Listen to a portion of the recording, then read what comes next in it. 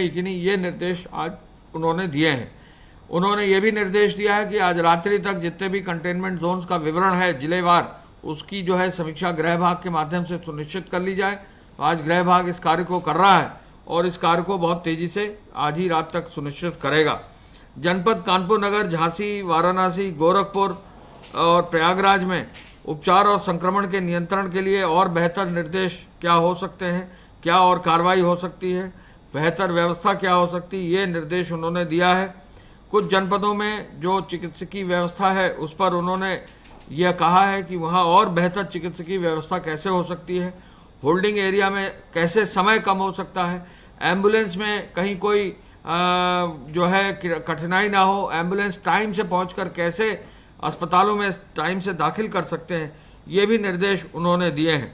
उन्होंने ये कहा है कि जहां भी चिकित्सकों की टीम भेजी जाए वो चिकित्सा व्यवस्था को सुदृढ़ करने के लिए संबंधित मार्गदर्शन दें। एसजीपीजीआई और केजीएमयू की टीम अलग अलग जनपदों में जाने का निर्देश उन्होंने दिया है।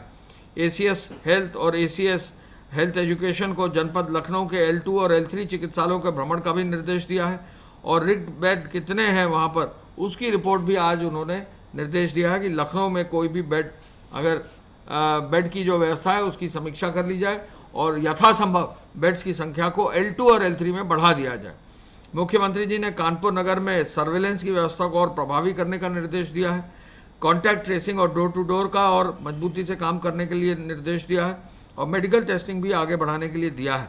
Integrated command and control centre पर दूरभाष लगा हुआ है, क्यों नहीं हर कमांड एंड कंट्रोल सेंटर से जो भी पीड़ित व्यक्ति हैं या उनके परिवारजन हैं उनसे उनका फ़ोन उठ रहा है कि नहीं, क्या उनका समस्या का समाधान हो रहा है कि नहीं।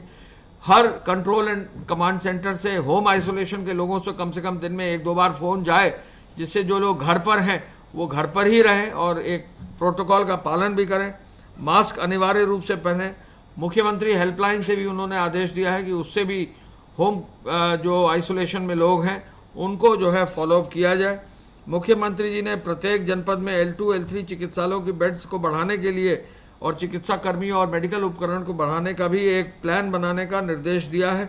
आपको मालूम है कि पूरे प्रदेश में संख्या काफ़ी है, लेकिन L2 और L3 पर विशेष रूप से चूंकि अब हाई एंड हेल्थ सिस्टम्स पर जो है कहीं ना कहीं संख्या आती है, तो उसको और मजबूत करने के लिए कहा है। टेस्टिंग क्षमता में उन्होंने निर्देश ये दिए हैं कि RT-PCR की टेस्टिंग और बढ़ाई जाए।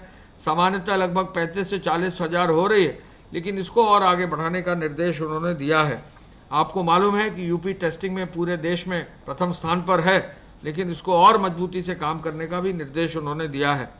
कोविड से बचने के लिए, रोग से बचने के लिए निरंतर जागरूकता पर भी उन्होंने दिया है। कहा है कि कोई भी व्यक्ति, पूरे प्रदेश में कोई भी व्यक्ति अगर जरा भी बुखार उसको है, जरा भी कोई लक्षण इस तरह का है कि उसको बुखार हो रहा है, तो उसको तुरंत अपना चेकअप कराना चाहिए कोविड अस्पताल में और अपनी कोरोना की टेस्टिंग जरूर कराना चाहिए। अगर देरी होगी तो दिक्कत होगी, अगर ब्लड का ऑक्सीजन लेवल नीचे जाएगा तो फिर इलाज में भी कठिनाई होगी और कभी कभी ये इलाज में जो है कठिनाई के साथ साथ जो है काफ़ी समस्या भी पैदा कर सकता है। तो कोई दिक्कत ना हो, तुरंत यदि जरा भी लक्षण हो, बुखार हो, खांसी ज़्यादा हो, तुरंत चेकअप कराना चाहिए। मुख्यमंत्री जी ने DG हेल्थ और DG हेल्थ एजुकेशन को L2, L3 बेड्स को बढ़ाने के लिए विवरण भी उनसे मांगा है। कंट्रोल सेंटर्स के माध्यम से जिलाधिकारी से जानकारी प्राप्त करने का निर्देश दिया है। एम्बुलेंस की व्यवस्था को भी और मजबूत करने का निर्देश दिया है। प्रदेश में कुछ क्षेत्रों में जल जमाव है, बाढ़ की स्थिति है, ऐसे में उन जनपदों में विशेष रूप से ध्यान दिया जाए, ये निर्देश मुख्यमंत्री जी ने दिए हैं।